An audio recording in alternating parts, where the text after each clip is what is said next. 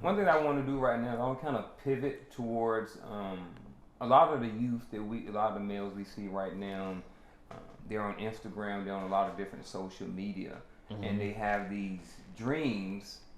I don't want to say unrealistic expectations. I do believe that kids and our youth should dream, but they may want $1 million car. They may want a multi-million-dollar house.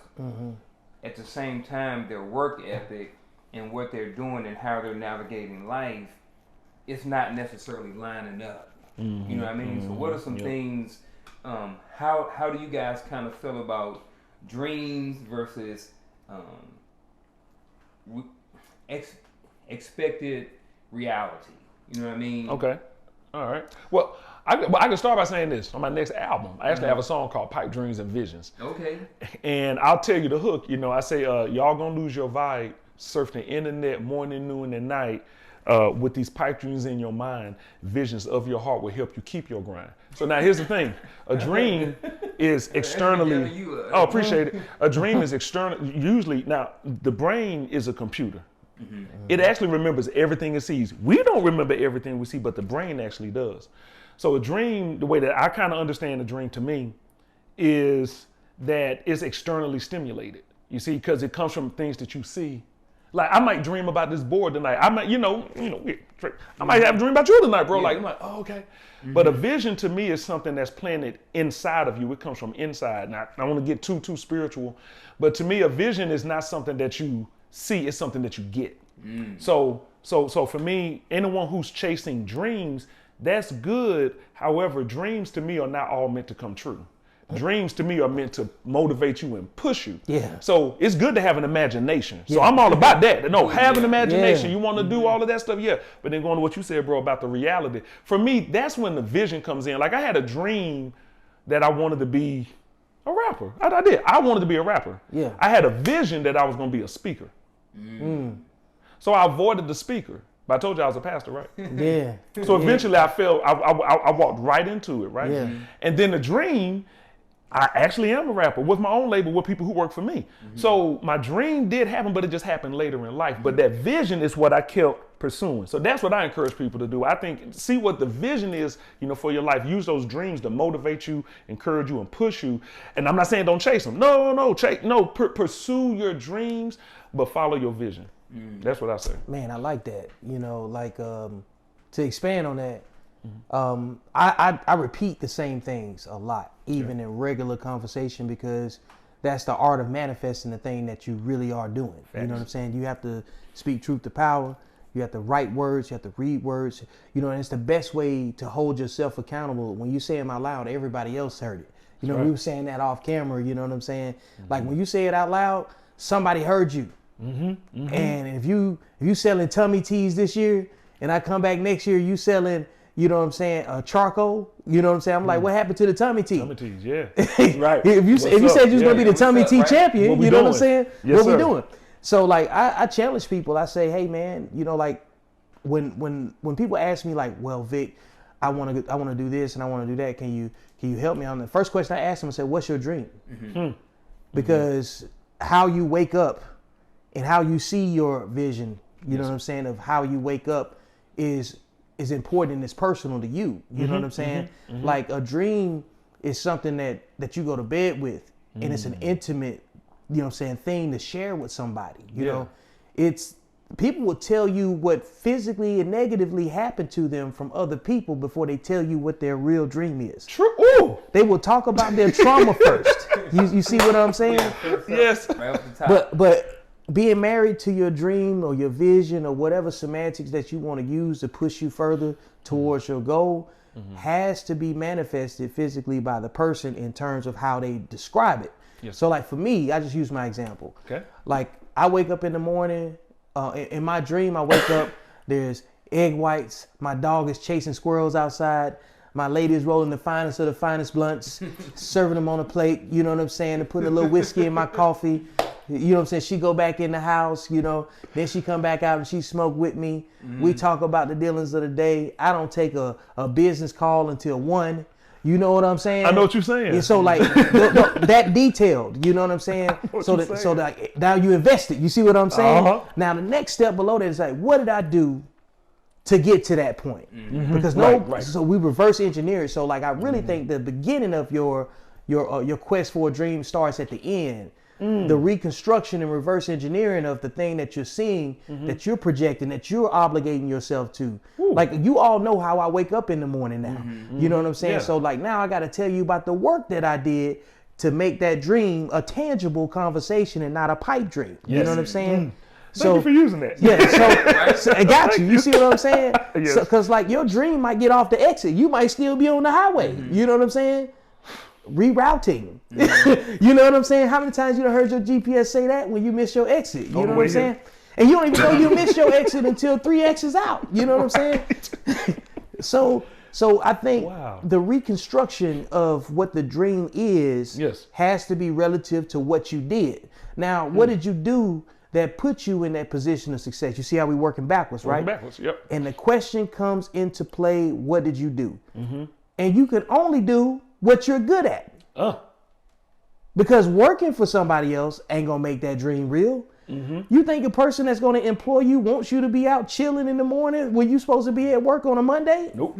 No, they're not finna invest in you staying at home. Nope. That's gonna require you investing in yourself. That's right. And so when you invest in yourself, you put your money in the right fund in order for it to perform, right? Right. So you might be good at 3 or 4 different things, but which one of those things are you the best at?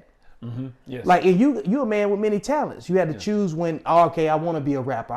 When you know you got to put out an album, something else is going to go on the back burner. It has to in order for you to do that.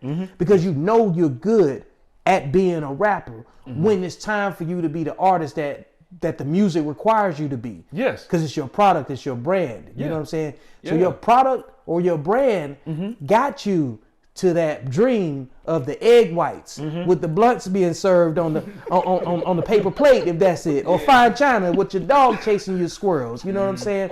Little white women walking around with the Yorkies and stuff, and people trying to figure out why this long haired black man living his HOA. You know what I'm saying?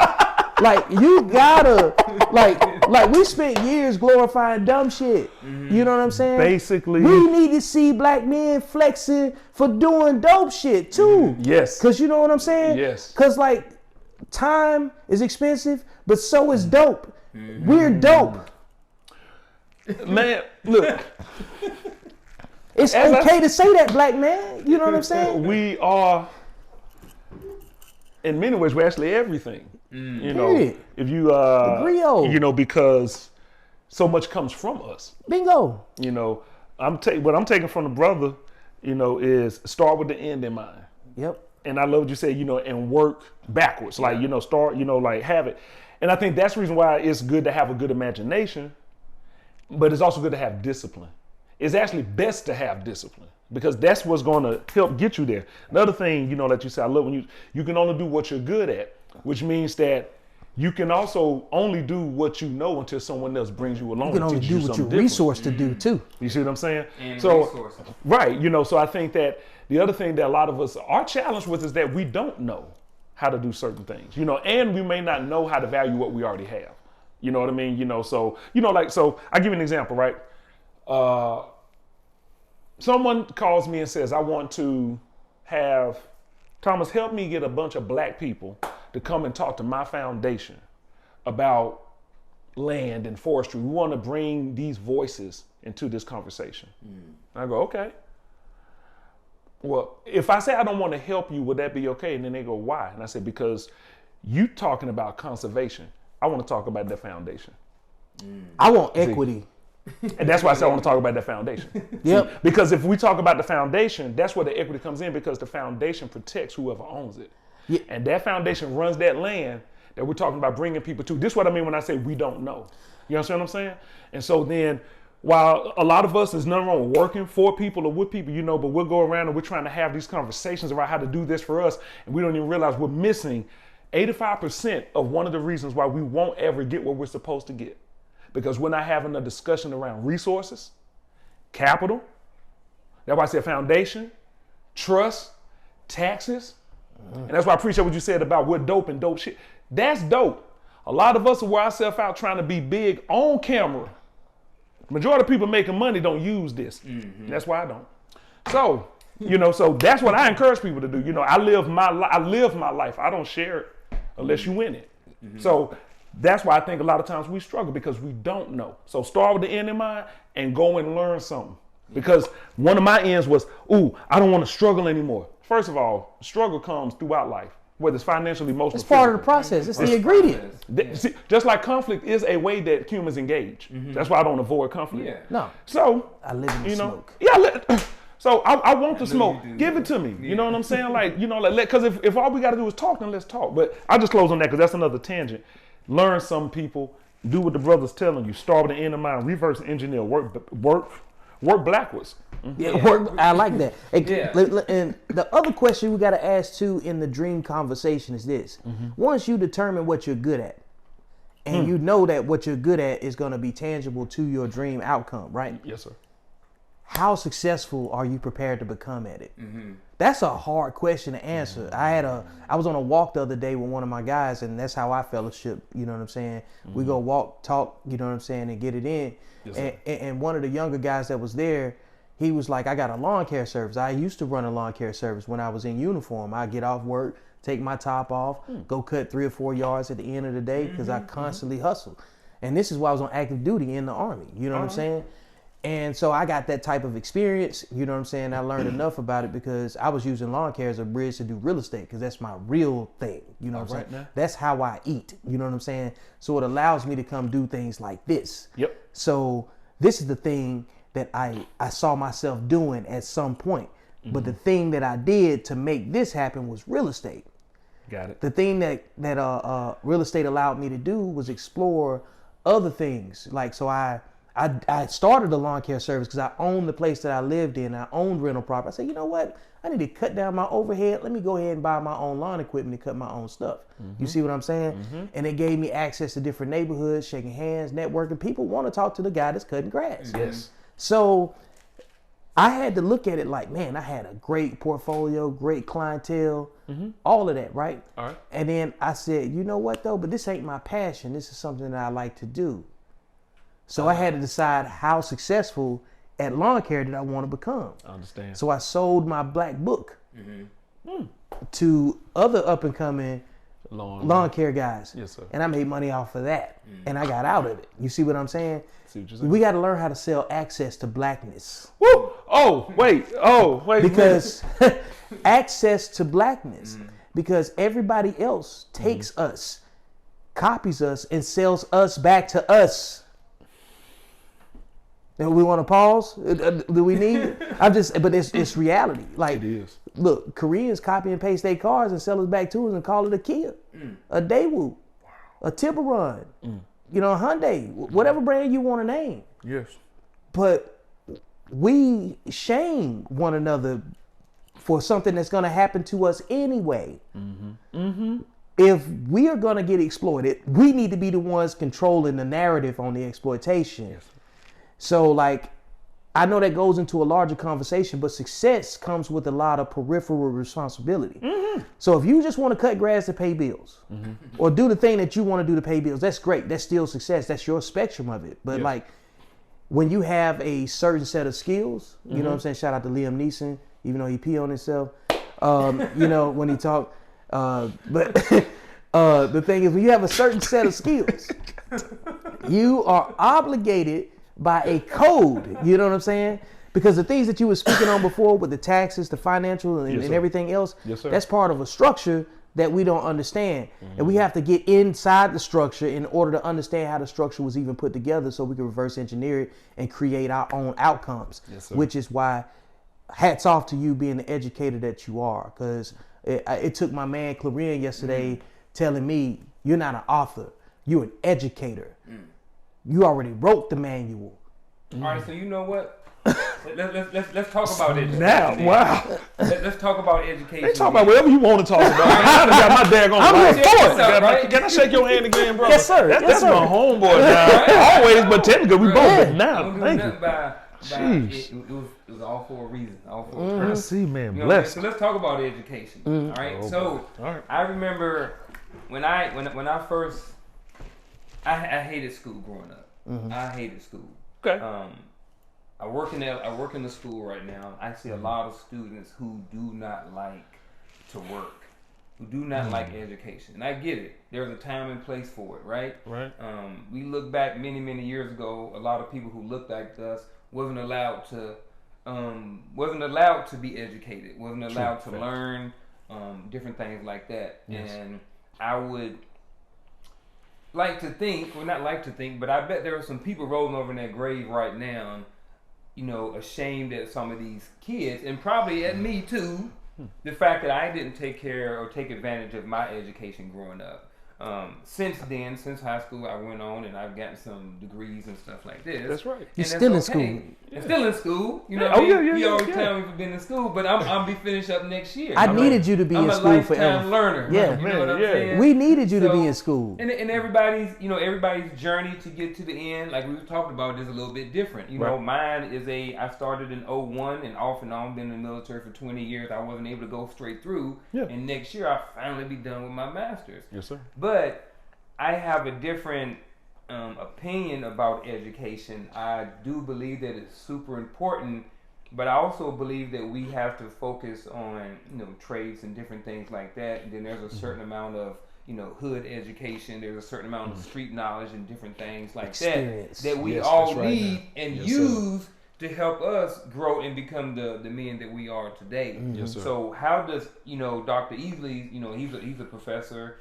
He has his doctorate degree. Yes, so how do you feel about education when it comes to our young men right now? Like, okay, all right. How do I feel about education? Yeah. All right, okay. Let me just put some terms out there in the This world, is okay? his lane right here. Yeah. All right. What? It's all our lane. Well, that's what I'm about to say. Technically, it's all education. and literally, spiritually, economically, and racially, it's all of our lane. Different curriculum. It's just that's it. Yeah. So you got educated in school, that's formal. Let's just say formal, and educated by life, that's the street. All right, you know, so living. I think part of the problem with our education system is that it's not designed for us anyway. No. When I say us, I mean black people. We didn't design it. Okay, and this is what I mean. We're in an educational system that silos every part of who you are. Class. It's like it compartmentalizes it.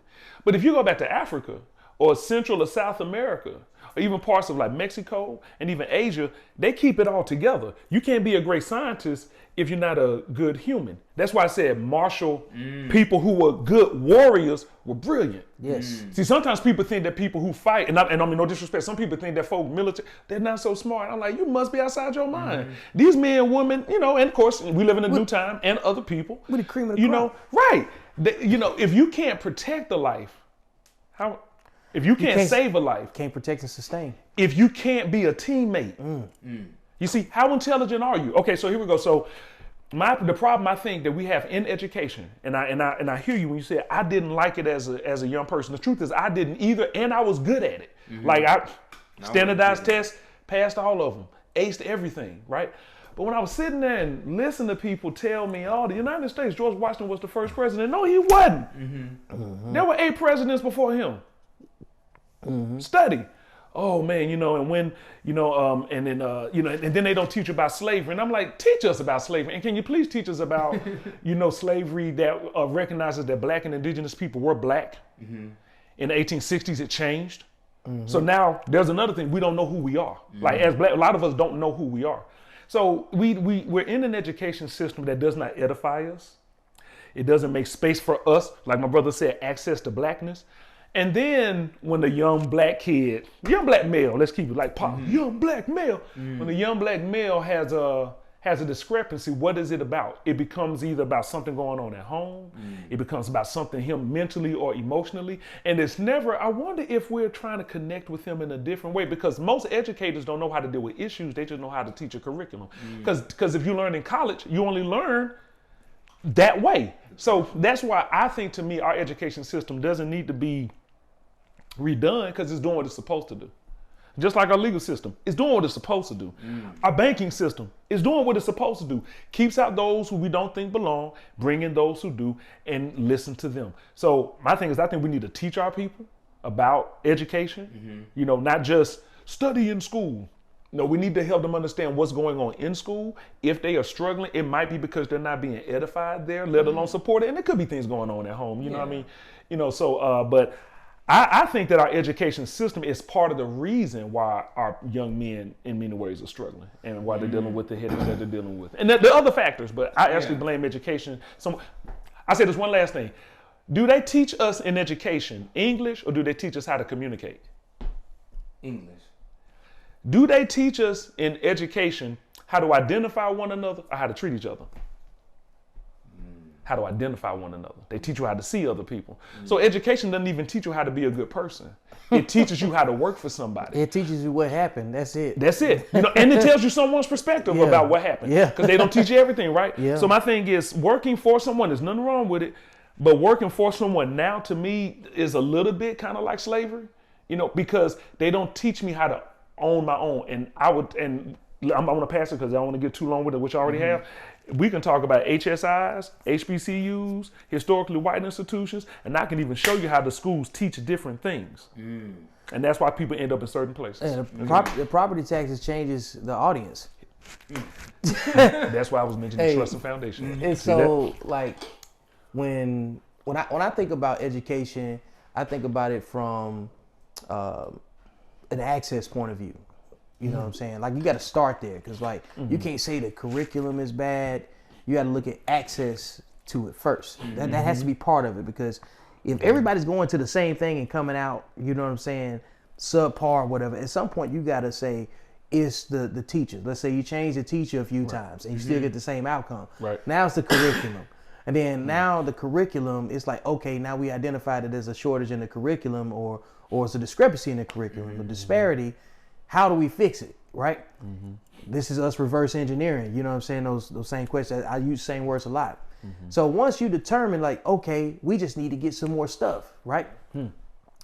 The way you go about sourcing it, property taxes pay for education.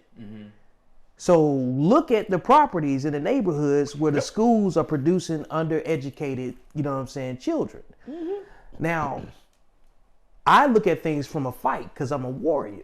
You know what I'm saying? Warrior. And you can't win a fight if you don't control the terrain. We got to own more in our own communities, because when you're a renter, your vote at the city council doesn't produce tax revenue, so they can't hear you. Right. So like one person owning 5 houses on the same block has more clout than 5-10 renters. You ever notice, like, the neighborhoods where people rent, the streets are unpaved, underserved, and over-policed?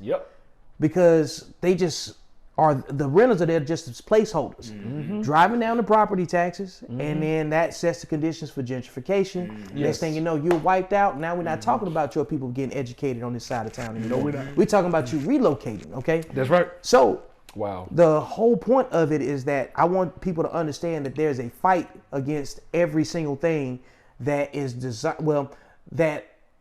that precludes, that keeps us from getting access. Yes. And in the 40s, after World War II, when vets came back, you heard of redlining, right? They draw lines around communities. They box you in. They say you can't come over here. You forced to go to this school. You forced to stay over here. We're gonna keep the property taxes here. And it's a cycle of underserved education to people. So knowing that is history, and that's the wow. Now you know what you up against. Right. What are you going to do to counter it? The counterpiece, to connect what you were saying before, is the application of your education. All of us been educated to a certain degree. Experience is what makes the education you had tangible. Okay, so like a living life, like you were talking about before, is better than inviting people into your life just to show it to them. And so when you look at it that way, and you know what you're up against, and you know that this is your life, you can't complain anymore. You got your enemy identified. What are you going to do to counter as a warrior? So like now I got to build a plan to flank it. I hold your attention here and move over here, and I distract you the same way. You know what I'm saying? And while you think I'm this, I'm prospering over here. You know what I'm saying? So the point is that we can't keep recycling the same problem. We're very good at discovering the same narratives that we just discovered again. You know what I'm saying? Warriors bring problem solving solutions. So if you're just complaining about the problem, it's okay that you're not a warrior. Put the warrior in the know-how with the information, because this is where I'm gonna bring this home. Okay, the way to fix education is the application of education and your experience. Yes. Like, you got to have the resume to have the conversation. Your resume determines if you in the audience, or if you backstage, or you on the stage. Your resume determines if you control the conversation that gets people up to go change the outcome. You know what I'm saying? That we see, you know. And how does your warrior spirit, if you have one or not, line up with the dreams you got? You got to fuse all of that. It's the application, because we live in a time where you can find out what Nicki Minaj's last fart smell like. So people can use the internet to find any answer they want to. But you not Googling how to fight. All you're doing is learning what they did to your ancestors, and you not internalizing and weaponizing it. We know how to organize. We know how to mobilize, but we have yet to weaponize. And what does weaponize mean? You take them emotions that you mad about. When you watch Roots, when you watch Rosewood, when you watch what happened to Amistad and all that stuff, they telling you what happened to your people. But they also gave you Shaka Zulu. KwaZulu. Come on, Gave man. us warriors. Showed us how to fight close combat battle. Do you know that when he fought the Brits and he ambushed them, they write about his fighting tactics in War College? Look up the Deacons of Defense, everybody. So you'll understand that during the Civil Rights Movement, that a lot of the people who were in there, they weren't non-violent. No, they had rifles on them. They had rifles on. King had more guns than X. A lot of people didn't know that. I love what you also said about, redlining. See, this is a wonderful thing about after World War II.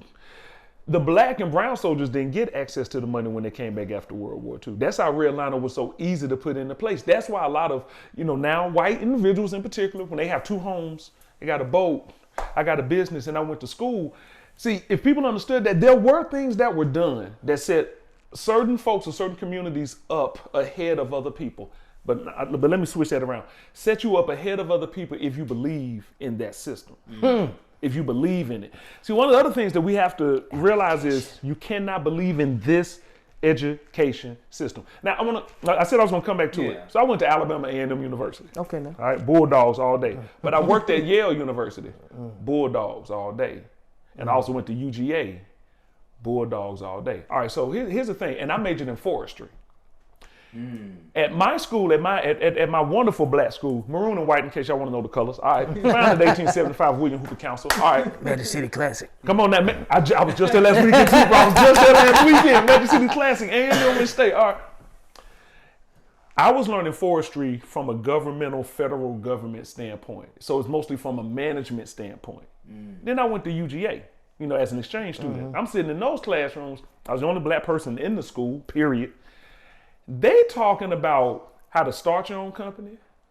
They talking about how to get your own land. And they're talking about the government side of things. So you learn the forestry skills, which I learned at the black and the white school. But the white school's teaching a little something extra that I noticed we didn't get. Brother man took the word right out of my mouth. 3-syllable word.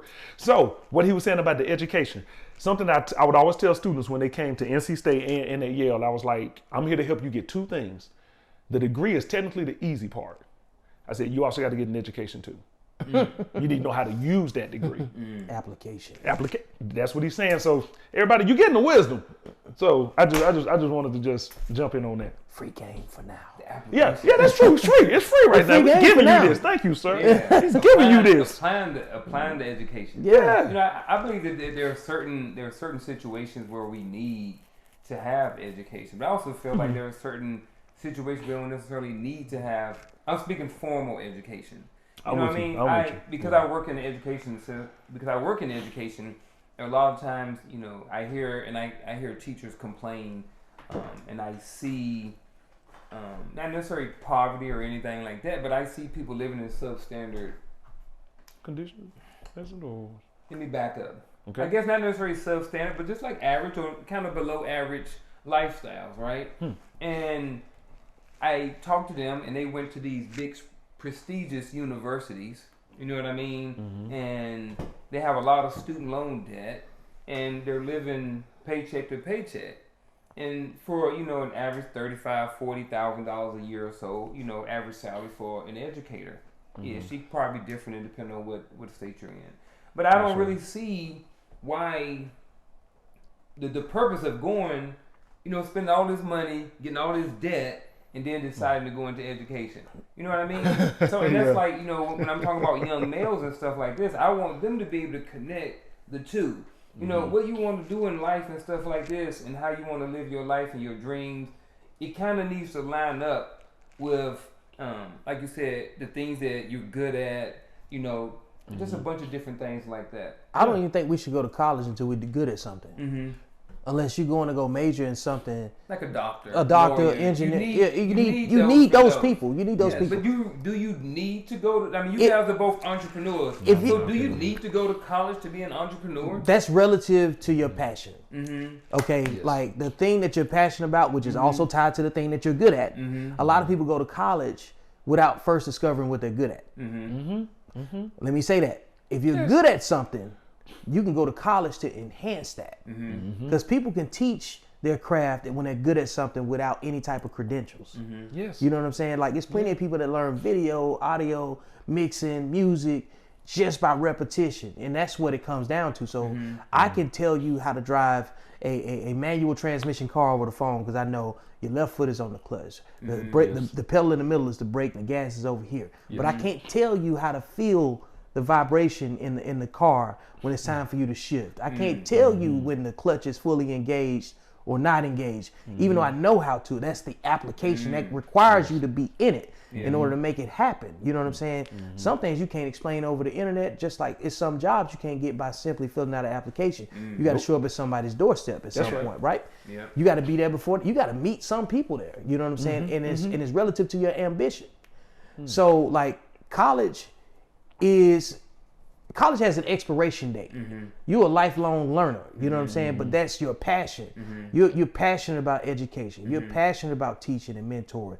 Like this is representative of that. This is Saturday, and Alabama's supposed to be beating up on LSU in a little bit. You know what I'm saying? But to show you how useless they are, but this is more important. You know what I'm saying? Right. So like with that being said, you still dedicated time. You know what I'm saying? I'm passionate about the dialogue. That's why I took a flight and I came out here to see you. You know what I'm saying? I ain't seen you since 08, 09. You know what I'm saying? Right, yeah. This is black enlightenment. This is a black renaissance right now. You know what I'm saying? So like, is the schoolhouse conducive to where you see yourself in the middle of the black renaissance right now? This is the schoolhouse. You see what I'm saying? Look, the schoolhouse, it's a lot of this where you come and learn. It's a lot of talent right here. And look, hold up, man. Our parents wasn't this age having this conversation and dialogue and getting this out to any other person. Like what we have to learn is that the education system, like you said, is set up similar to the legal system. That's it. And it's a funnel. That's all it is. There's a reason why, like, one of the reasons I see sports in America, I look at analytics and algorithms on every single thing. All right, man. If you look at when we say college football, unless you're an Alabama fan, you know what I'm saying? Like, you know what I'm saying? Like, who are you talking about? You know what I'm saying? Like, let's be realistic. You know, of course. Yes. It just makes sense. It only makes sense. Yes. I'm not knocking. I'm just not from Alabama, you're not so I don't feel the but same. But you are from Texas, which is a strong football state. I'm from Virginia. I'm sorry. So I'm a Virginia Tech fan. That's why you brought people around that are experts about winning to talk about football. You know what I'm saying? Hey, I roll with it. That's what I'm saying. This is resource integration. You see what I'm saying? You don't have to be the expert. You just have to know people that win. You see what I'm saying? That's true, though. You see what I'm saying? That's true. Like, all of us have turned the camera on, but we ain't good at that. That's why we on this side of it. You know what I'm saying? If I was good at it, I'd be on the other side. That's right. But this is what I'm good at. You know what I'm saying? Yes. And I'm comfortable with saying what I'm good at.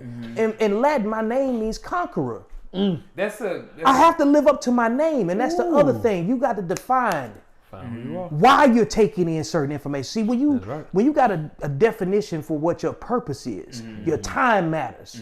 Time doesn't mean anything to a person without purpose. Nope. I have purpose. I have a name to live up to. He know my family. He know my family name. I'm held accountable off of that. I'm supposed to be right here having this conversation and this dialogue. I didn't go through the pain and everything that I went through. I didn't learn the history of my people to misrepresent myself. You know what I'm saying? I get up for the people. I get up for y'all every day. You know what I'm saying? So like when I'm away, like, hey man, I met Vic, this, that, and the other. So if my name comes up in a bad conversation, like, I don't know. I didn't get that vibe from him. Right. We should be ambassadors to each other. That's right. I agree. Like, if they saw us together one time, I don't care where I'm at. If they say Dr. Easley was saying something crazy, like, hold up, bro, let's text him right now. Let's call him. I have done that. Yeah. No, you have done that. You're not finna talk about somebody that was sitting right next to me like that. Right. I'm gonna get the information. I'm gonna make sure you know about it. I appreciate it. So real education is knowing what our value is to each other.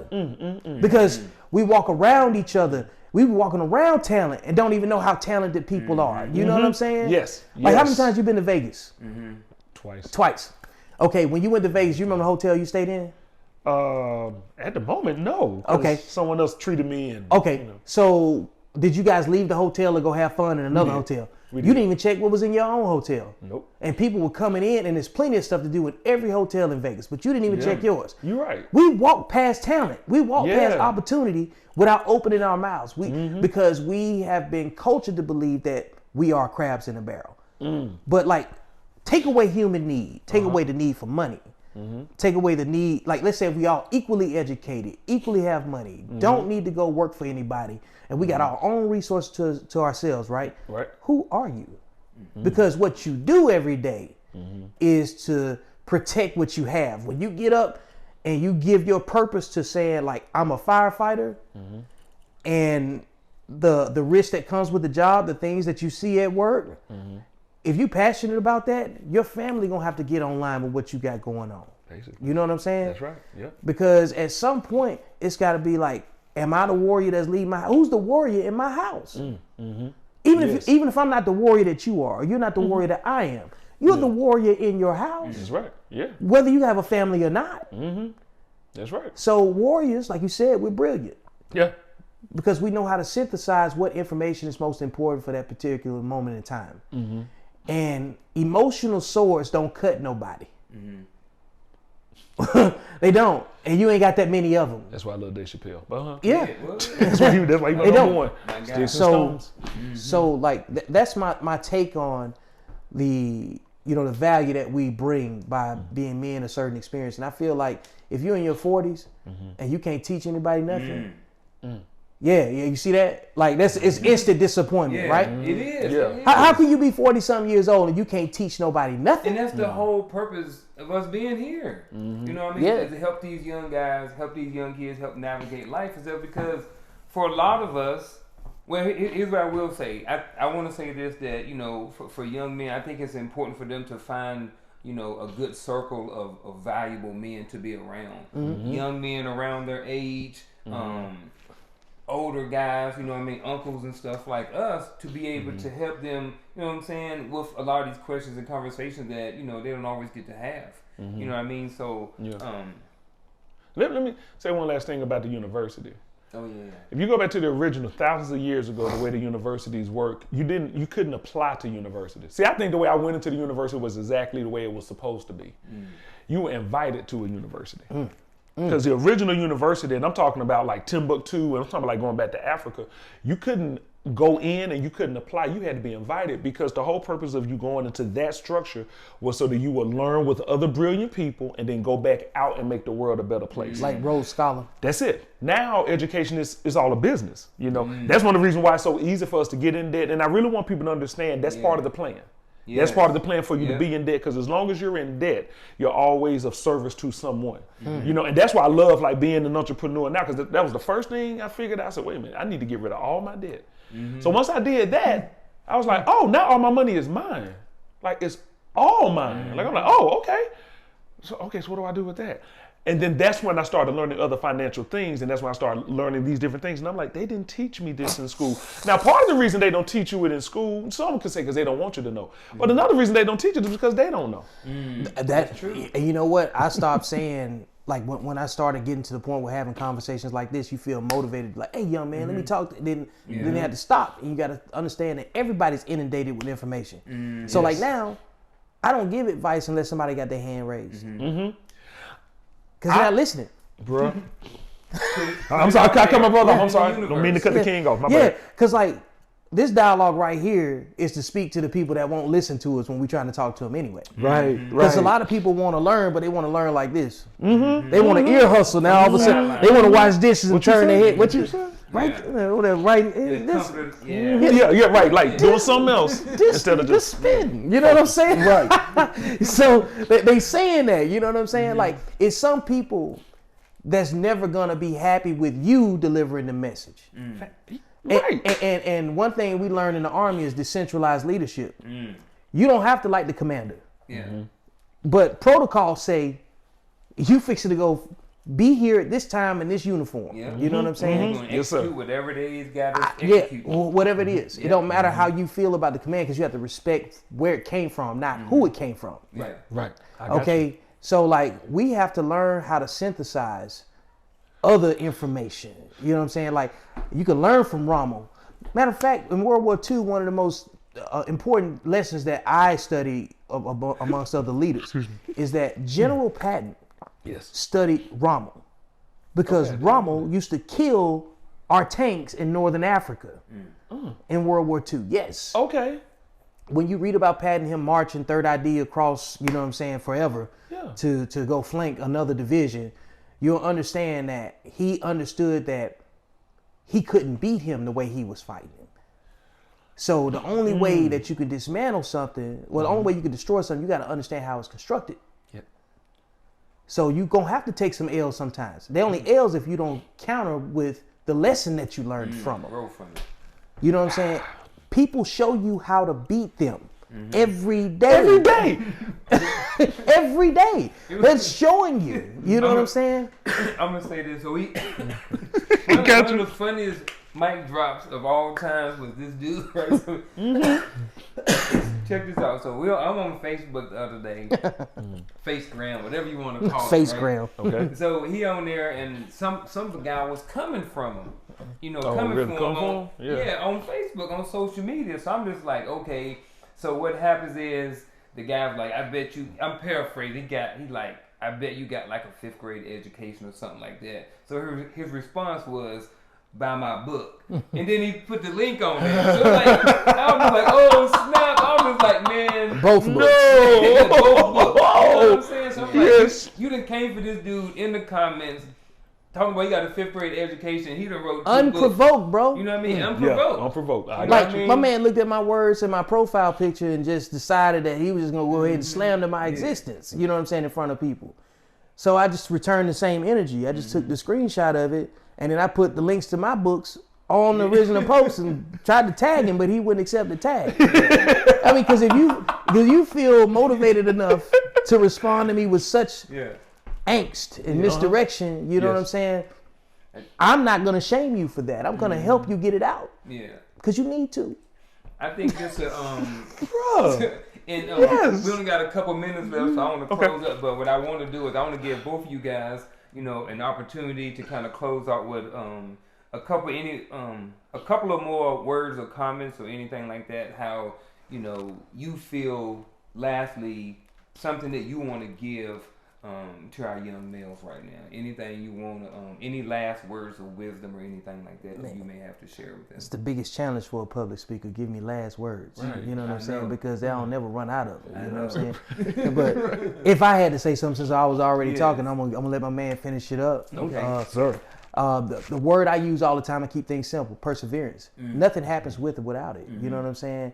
Like, but before you even get the perseverance, you need to have passion. Passion comes before perseverance, even in a dictionary. You know what I'm saying? Because once you discover something that you're passionate about, you need perseverance in order to protect it and ensure that you carry it to where it's supposed to go. You know what I'm saying? You got to have obligation, and you got to be useful to somebody else. Because if it takes more than one of us to make something happen, you need to be useful to all of us. Yeah, I like that. When I see my people, I don't see no losers. Now all I see is kings and queens, from teens to cougars. Yeah, my house so big that I can't touch the ceiling, but that don't mean I got success not having feelings. I know it's better to get all that through healing. I'm trying to make us get this paper be the only killing. So those are some of the words that I want to leave people with. You know, is that right there? Like when I see my people, I don't see losers. You know, I see not just potential, I see family. And when I say my people, I mean of all hues, but especially of this one. Yes. First, right? I agree, okay, with our brother, we are at war. So make sure that you put that in your central nervous system. Some of the softness is going on now. We don't have time for it. We have to stay vigilant. You got to stay on.